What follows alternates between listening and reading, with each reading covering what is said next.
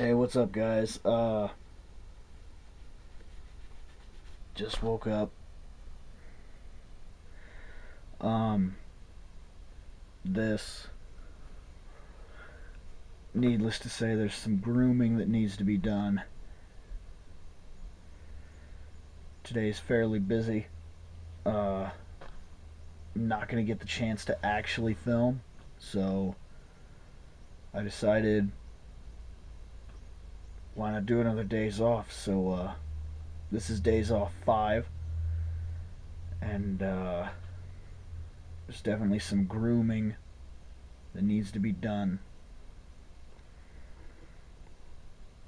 So yeah, I'll check back with you after that. Yeah. Okay. We're sorting the movie shelf. Grooming is done. All the get together family thing and that everything. So now Yay, family reunion of mine. So now we're cleaning up this cleaning up the stage, getting everything set, and then we actually are gonna film today. So a couple of things that I'm planning on working on for like the future. I'm gonna go through an I Collect series of episodes where there's still a lot of things that I have that I'd like to put in to the show, but I haven't actually had the opportunity because they're not really collection things. They're like, I have every Spider-Man movie, but that's not a box set or something special. It's every movie, and then I have different series and things like that. So I'm gonna go and break the movie case down piece by piece, do all the A's, all the B's, all the C's, all the D's, and I'm just gonna go through one by one and show you what all I've amassed, and then maybe if there's requests or something like that on specific things you want to know what a movie was about, was it worth anything, is the collector's edition worth something, you guys can let me know in, there'll be the comment sections below, video responses, this or that, and I'm just going to do that because there's a lot of things that are still kind of normal. Like you'll notice this stack over here, there's some things in there that are never going to make it into the show because they're not collector oriented. They're just movies, some of them. And even though I'm proud to be able to get a lot of them, I'm still not going to make them into episodes by themselves. And there's other things too. Maybe I'll do some comic book things. I'm going to break down the game shelf and talk all of my Intellivision collection, all of my Nintendo collection and whatnot. And there's a new show that's going to be coming out, which is kind of like the podcast, where it'll be a lot of different things like Toe Jam and Earl Let's Play type of thing. But throughout the course of the Let's Play, it's a lot more of podcasts, talking back and forth, and sometimes we go off on different tangents and this and that. So that's really what's coming. So keep your eyes open for that. I'll check back in a little later tonight. Bam! Whoa, whoa. Yeah, okay, check this out. It's time to add to it. Okay? This is going to be pretty sweet.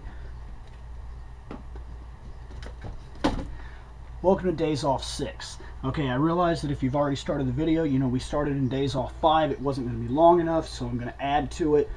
And I figured this would be a good excuse to add to it and do Days Off 5 and 6 at the same time. Now, why Days Off 6 today? Even though it's not technically a day off, the Superman movie, Man of Steel, comes out, and I'm going to see it, and I'm super excited. And the Superman thing, to me, has been in my life for years and years and years and years and years and years and years. I used to have Superman PJs, like sleepers, right? And they had the cape on them, and so that was pretty sweet.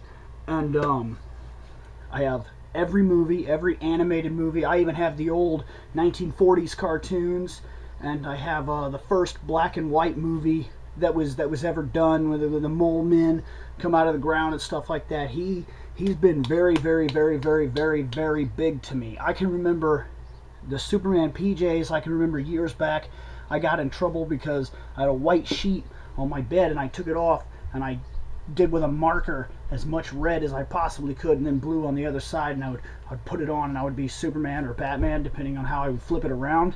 And I remember I got in big trouble for that. My dad used to record the cartoons for me, so like I've been watching it since I was a very little kid.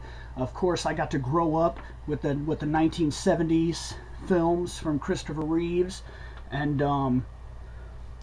just about the only Superman I haven't watched is Lois and Clark, and nothing against that show.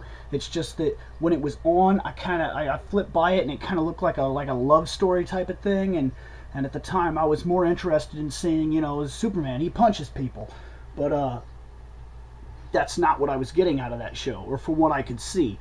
Now, I might go back and check it out sometime, but as for right now, I'm not too worried about it, just regardless. It's the only one I haven't seen. The only one I haven't seen. I think I've seen every cartoon, every show, every series, everything. Even the terrible Superboy show. And yes, that show was terrible. And I sat through it nonetheless because it was Superman. And I'm always like, well, give it some time. Give it some time. But man, I don't even know where to go with this. This is big. I'm gonna of course see the movie, and then I'm gonna of course turn the camera back on, and then I'll talk to you about what I thought of the movie, because this is a huge event. Like, I was excited back when Superman Returns came out, and it let me down. It let me down bad. And this time I'm hoping they can make up for that. I'm hoping they can show me something real. I'm all prepared. I got Superman on. I got Superman on the brain. I'm like reliving memories here. I'm stoked. I'm excited. Like, okay, I told you about the cape with the fly, and I told you about how I watched all the series and Dad recorded and whatnot. Superman is one of the two main reasons I learned how to read. Actually, years ago I had like a Garfield book, right? And it had one of those cassettes, and you would put it in, you'd listen to it, you learn how to read. And I'd memorized the tape, but not actually learned how to read. And I did the same thing with a Ninja Turtles book. And it wasn't till a little later on, I was probably 5, maybe 6. We're talking 1990, 1991. And I wasn't catching on the way I should. And my mom bought me 5 books. 2 of them were Batman books. The other 3 were Superman. And I got to reading Superman. And I liked Batman. I thought he was cool. He had the giant long cape, because we're still talking the 1980s with you know, it wasn't 1980s, but regardless, he still had the yellow emblem and the blue, and he looked, you know, he was that one. So I was still kind of interested in him, but not like Superman's what caught my attention. And I'd already been watching the show and whatnot. Here was the comic books, and I got to reading the comic books, and they were exciting and they were interesting. I was loving them, and my mom would make me read the whole book. Then she would make me read it to her, and if I could read the whole book, she would go buy me another set the next time she came around. Well, around this time, we were getting awful close to the Doomsday fight. So one of my first comic book experiences was the Countdown, where at first it was like 10, and there were the 10 columns on the pages, right? If you guys don't know this, there's a little bit of history for you too. And then 9, and there was 9 columns on each page. Then 8 columns on each page. Then 7 columns on each page. When we got to the final book, it was just one full page art of Throwdown. Like, each page was just a full page that was full artwork of him slugging it out with this monster. And he lost. He died. And I remember that was crazy for me, because I can remember years back I used to watch like okay, I had a friend across the road type of thing, you know, the kind of guy where he never would have been your friend, but he just happened to live next to you, and that was what you had, so that's what you went with. Well, I had one of those type of friends, and he always watched like G.I. Joe. And the thing that killed me about it was in G.I. Joe, they could literally fire across the street at each other with automatic weapons, and not the bad guys nor the good guys would ever get tagged. Ever. Just and nothing. Nothing. Nobody ever got hit. But see, in G.I. Joe, they can fight a war and neither side can lose a single person, but Superman can die. That put me in comic books forever, and it made me really lack respect for American cartoons in general, and for that matter, Japanese cartoons for a long time, because I was just like, it's a cartoon. Who cares? It's a cartoon. And even in Japanese cartoons, I've gotten to the point where I'm noticing that they keep killing people and bringing them back, and kill them, bring them back, kill them, bring them back, kill them, bring them back, kill them, bring them back, kill them, bring them back. Stay dead. You're dead. You died. You're dead. Now, comic books have the same issue, of course. They kill their main characters and they reboot, or they bring them back, or there's a crisis, and oh, look. But regardless, Superman has been a big, big, big thing for me for years and years and years and years and years. I'm super stoked about this movie, so I'm going to go watch it, and then I'll come back, and for the end of Days Off 6, I will give you my thoughts on the Man of Steel. Alright, now to finish this. I just got out, movie's done, so I'm going to break this into two parts. One where I'll tell you that I'm about to spoil a lot of stuff, and one where I'm just breaking down the movie in general. So, my first thoughts will start right from the Superman. He does look the part, and of course it's going to come down to there's going to be a traditional argument with this. It's going to come down just like with Heath Ledger and Jack Nicholson. People are going to fight about which one was better. Look, you're not going to find another person that looks more like Superman than Christopher Reeve. That was one of his destinies. So putting that aside, he looks believable. He's decent as the character. He was big. He was tall. He was demanding. He had that kind of a country voice where he's not like overbearing. He doesn't sound powerful, and that's part of the character in general. Is he is powerful. There's a presence that he like displays, a demand. It's a lot like to reference something else. It's a lot like Captain Kirk. Like there's a presence and power that's displayed by the character that doesn't have to come from his voice or necessarily even his actions. You just feel there's power there, and he did that well. So I'm happy with Superman. The suit looked really good on him.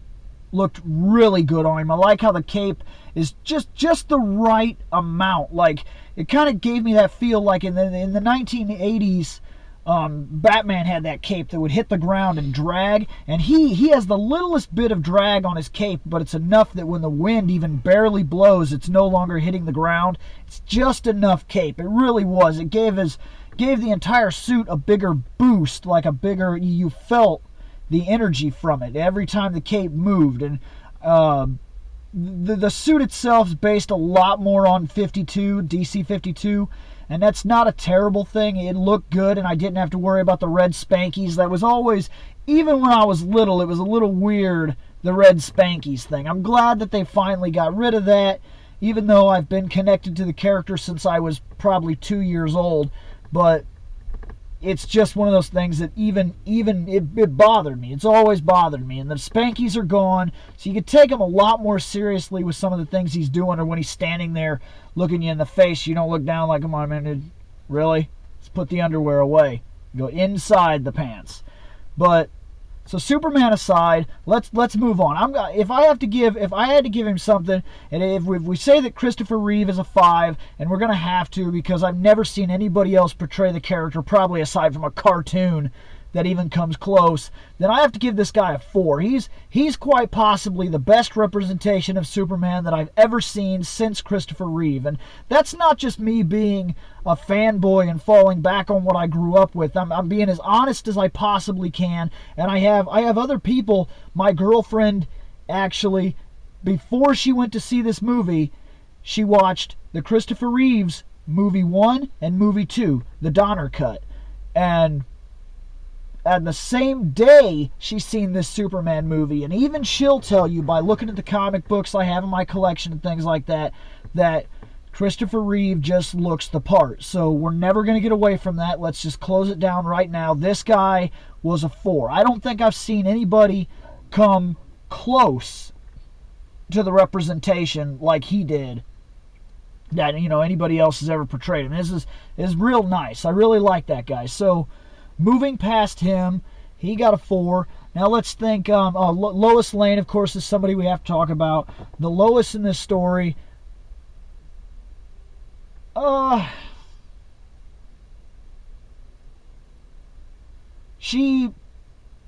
made everybody in their 30s, so we got to get that out of the way too. Superman always kind of had this thing where everybody seemed kind of young, like maybe in their lower 20s and whatnot. And this time, it's just not the case. They're in their 30s, so you could tell that she is a little aged, and that's not necessarily a bad thing. I'm not saying that she wasn't pretty or nothing like that, just that you could tell that it's a little bit different of a Superman than we're used to seeing. And because of that, she does look a little older. And she still kind of has that. She has that demand about her. She's getting into trouble. She's following people around. She's doing this. She's stand up for herself. But she's ignorant. She's always an ignorant character. She's a reporter that wants to get herself killed in whatever way she can possibly imagine to do so. And that still kind of reigns true in this. But she didn't exactly put herself in danger in the same ways that she's done in the past. It was more believable that she was putting herself in some form of danger. So that was nice. Do I like her? I gotta be honest. This one gets a 3. The Lois Lane that appears in this movie, it is not as powerful or as gripping as even the Lois Lane I seen in Superman Returns. And whoever wants to blaspheme that can do it all they want. But when it comes to Lois Lane, she just didn't seem as believable to me. And maybe I need some more time with her, and there's almost guaranteedly going to be a second movie, so there's that too. So whatever. If we move past Lois, let's talk about some other people. Jimmy Olsen, I don't even think he was in the movie, and if he was, I missed him, and if I missed him, then that just goes to show how important he was, okay? So moving on from a Jimmy Olsen, he gets a 0, because I don't even know if he was in there. If he was, I missed him. It was that ridiculous. So if you move past him, you got to talk about Perry White, I guess. He's always been kind of a bigger character. He's a side character, he's a big character.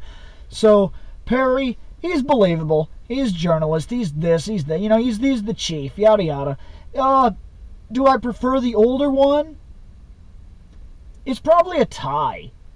If I was comparing it to the movies that I grew up with, I'd say it's a tie. Perry White's not one of those characters that's necessarily needed, but it's nice that you have him because you have the chief and it gives you that whole thing. And how do I to put it in a way that's easier to understand, he's not as important to the Superman legacy as, say, J. Jonah Jameson is to the Spider-Man legacy. If you do Spider-Man and you don't have JJ, or if the JJ character is bad, you're missing something, where even if Perry would have been bad in this movie, it wouldn't have really mattered. All he is a side arc character, and it doesn't matter that much. So, but for what it's worth, they changed his ethnicity, and I'm not necessarily against that. Don't get me wrong. I'm not saying he can't be black. He can't be black because Perry wasn't black. It's just that it's weird when you grow up, kind of like the same thing like when I grew up. In all of my comic books, Nick Fury was a white dude with an eye patch, and then when Samuel L. Jackson came in to portray him, he was a black dude with an eye patch. And even though Sam does a great job, in fact, I don't think anybody else could have portrayed it better. It's just a little weird and it takes a while to get used to. But I like this Perry, so that's fine and we'll accept that. I'd say, like I said, they're a tie. I wouldn't prefer one over the other. It doesn't really matter. If I had to say there was another major character, and if somebody doesn't somehow know this, then I don't understand. You must have missed something in the previews or the Hardy's Cups or whatever. But Jor-El, this is tough. This is really tough. We don't get a lot of time with Jor-El, but the presence of the original actor is so ridiculous he was the Godfather.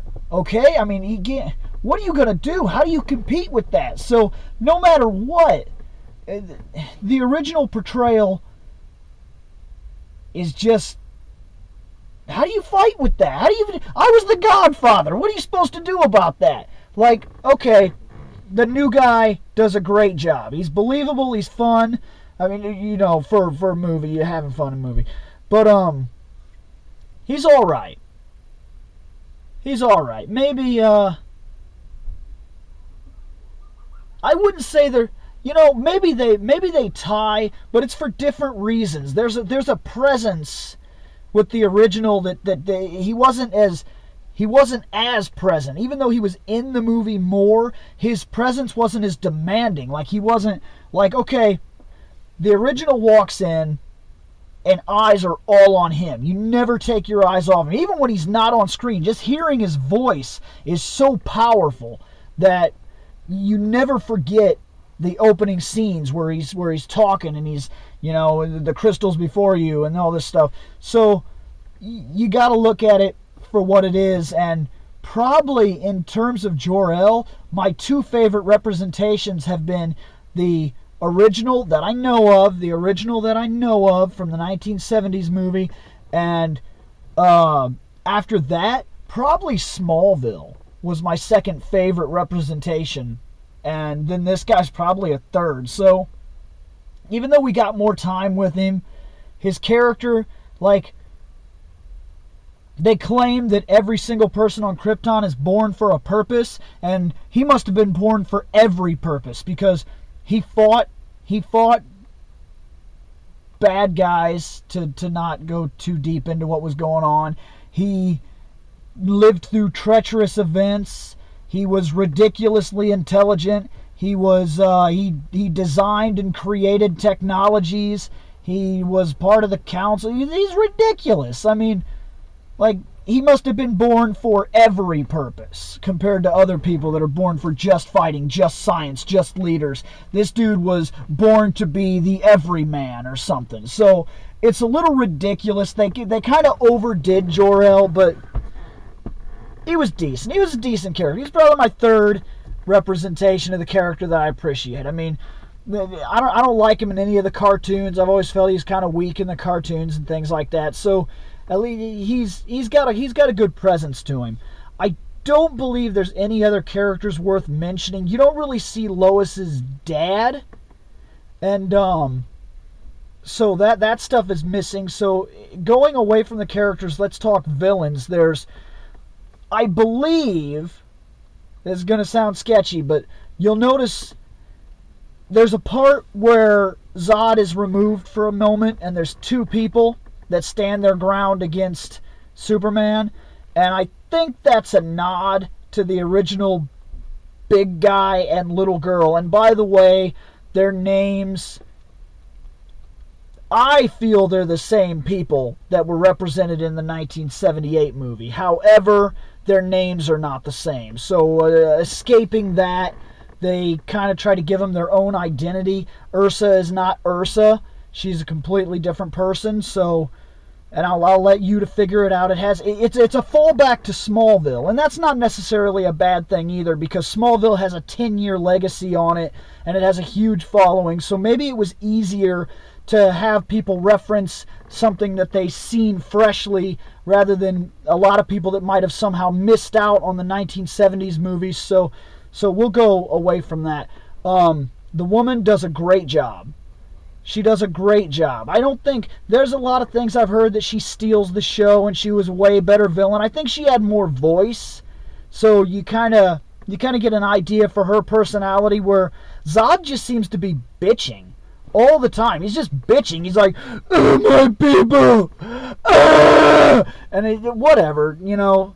That was his role, was to bitch a lot, and he did do a lot of bitching. So she kind of had that more evil presence. She felt evil. Like, she was not there because of her people. She was there to do exactly what she was doing. She'd jump on fighter jets and tear out the cockpits and kill the pilots, and it was impressive just to watch her. And the fact that she was so small kind of was very interesting too. Like, it was a good looking small woman, that just didn't seem dangerous until all of a sudden she was on you. Where Zod does appear to be the kind of guy where you might not want to get involved with him. He looks dangerous from the start. There's something evil in the way he just portrays himself.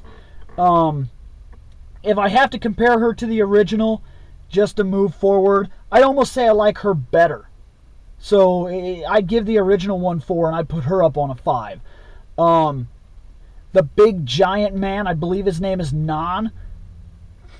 I think there's a nod to him, but it's very, very slight. And I mean very slight. The guy doesn't talk, doesn't growl, doesn't do... He's just a big dude that happens to be there with her when the three collide. So I think it's a nod to him, but it's really weak. So let's move past him completely. Go on to the last person we need to talk about is Zod. Zod had a powerful presence. I liked him, but the original guy is better. He's better. I'm probably going to get all kinds of hate for this because there's a lot of people that watch the new movies and they automatically like the new movies more than the old movies, but the original Zod is better. Hands down, better. If they could have made this movie back then, that Zod is just better. His arrogance, the way he presented himself, the way he felt commanding in the original movies. I mean, there was when he spoke, you paid attention, and he was like, it wasn't just that he demanded a respect, but there was a ridiculousness to the character. He was played in such an arrogant manner, like he knew that he was something special. He didn't have any problem whatsoever telling you that he was something special. And Neil before Zod didn't even make it into the movie. And maybe I'm wanting too much cameo type of thing, but it just, the original actor feels better to me. This new guy, he was a very cliche villain, not even ripped off of the comic books. We're talking Saturday morning cartoon, avenge my people, destroy the earth kind of bad guy. And it's so weak. It's been done 1,000 times, guys. You could have came up with something better than that. He could have been, I don't know. I mean, I guess for what he's supposed to be, he did it right, but the original guy is better. Hands down, the original guy is better. So now I'm going to move in to a, what do I give this movie before I move into my little spoiler event? If I have to give this movie something, I still honestly prefer Superman 2, the Donner cut, over this movie. This movie has a lot of flash, a lot of wicked fight, but that's kind of where its problem comes in too, is most of the movie is flash. It's punch through walls and fly through buildings and soar across the sea and destroy a mountain, and a lot of it is flash. Most of the entire movie is nothing but lasers and lights, if you get the idea. So that kind of draws its grade down a bit. I want to say, by today's standards, this movie is a very high 3. It's not quite a 4. Might be like a 3.8 type of thing. Like, I think that any other movie could have came out and been this movie.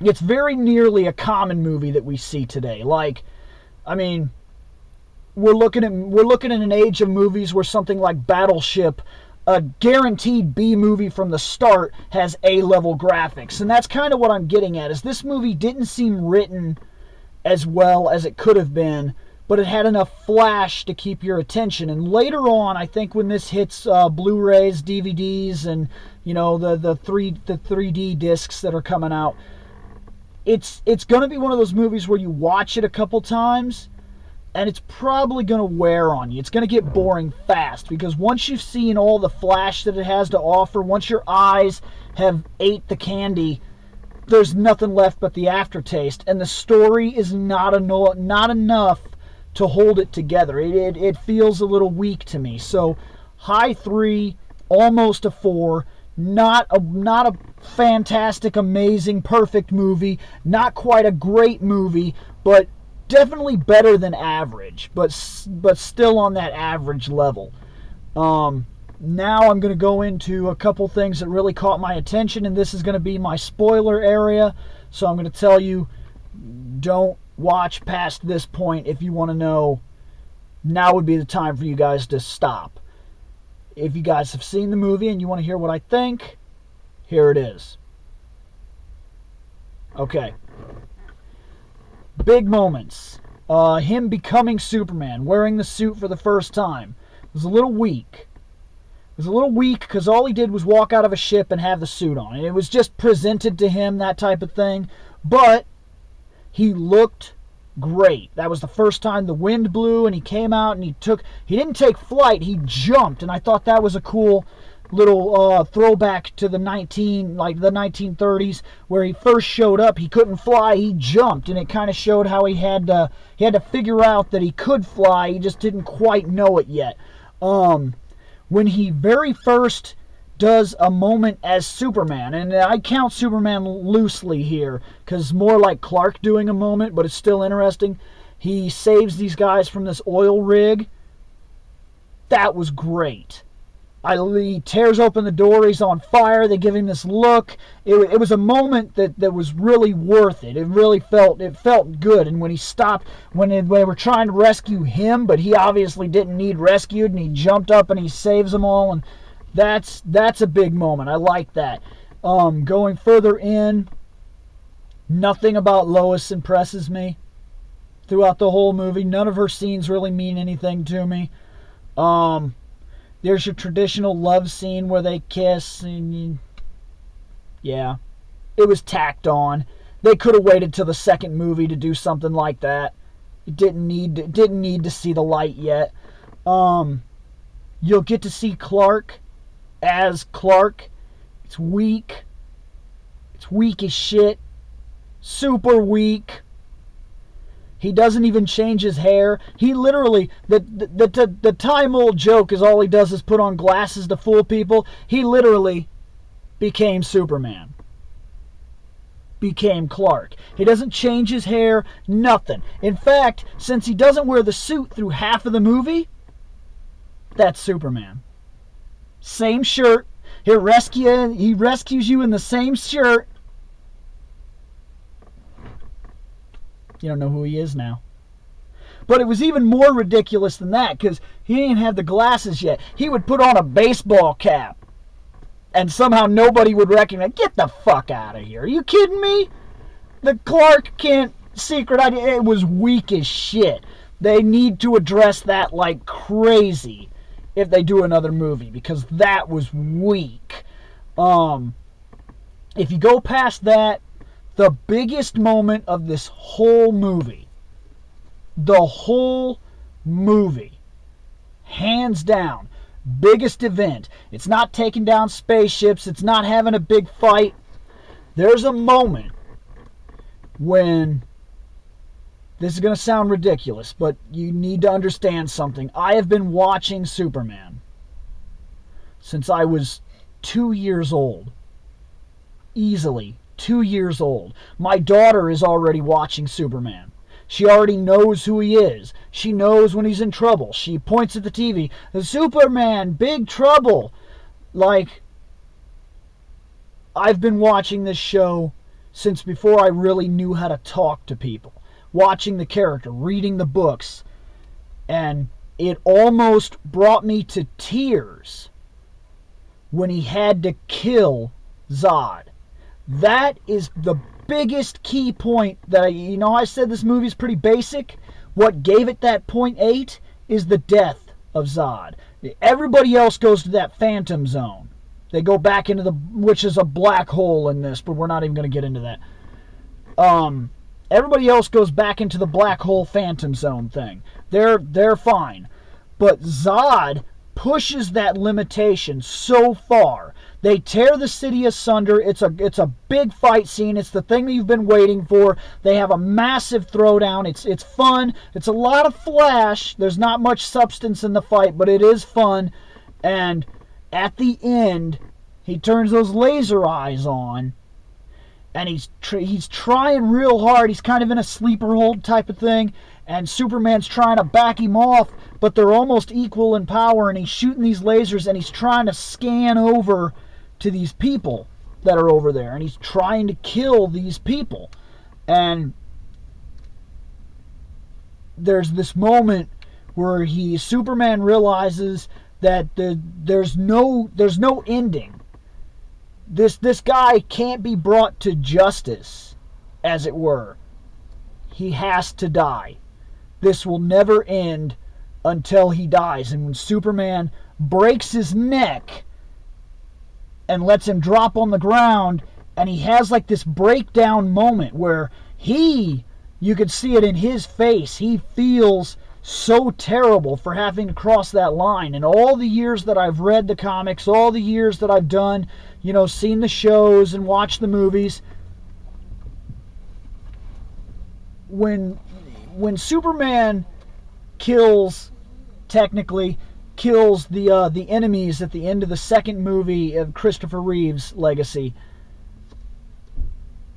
it's not the same. There was something that you could just ignore about it, because Superman didn't directly kill anybody, technically. I mean, yes, he threw Zod, but yeah.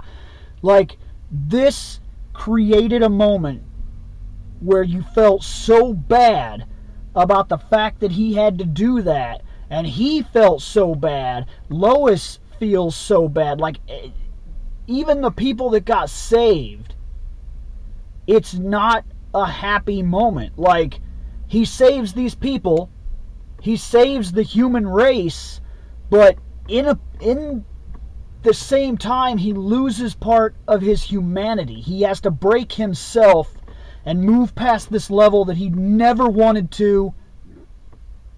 And it's a big moment. It's powerful. It is hands down the biggest moment in the entire movie. And I'm telling you, if you've been a fan of the character for years, that gets you. There's something about Superman having to cross that line.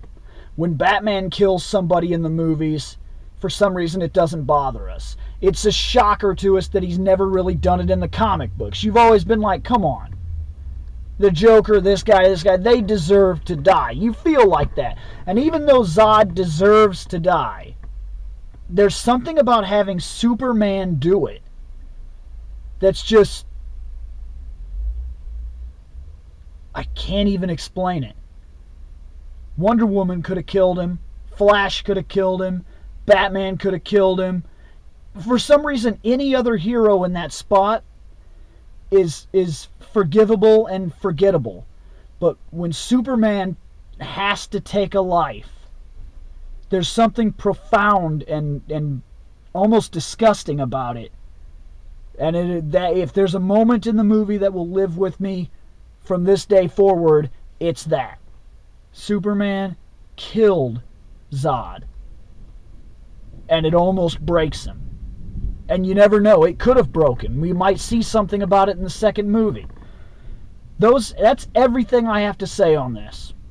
I've told you about my history with Superman. I've given you my grade. This thing's a 3.8 out of 5. It's good. Because of its flash factor, I'd tell you to see it in the theaters before you see it. If you wait to rent it or something like that, it's probably not going to have the exact same impact. Part of it is the sound, all the booms, the bangs, the surround, the power of that giant screen, watching the city fall apart. That's part of it. And it's definitely one of those movies that was designed to take advantage of the theater experience. And because of that, if you wait and you see it on your 50-inch, you might not get the entire thrill. You might miss out a bit. So I'd say see it in the theaters, give it a chance. I don't think it necessarily lives up to the Christopher Reeves legacy, but it is without a doubt the best Superman movie since Superman 2. That's the way I feel about it. There's a comment section below. Let me know what you think. Tell me what you think. Comment section below. Leave comments. Do a video response. Fight with me. I'll fight back if that's what you're going for. Or just let me know what you think. I want to know what you think. I'd appreciate it, actually. This has been Days Off 5 and 6.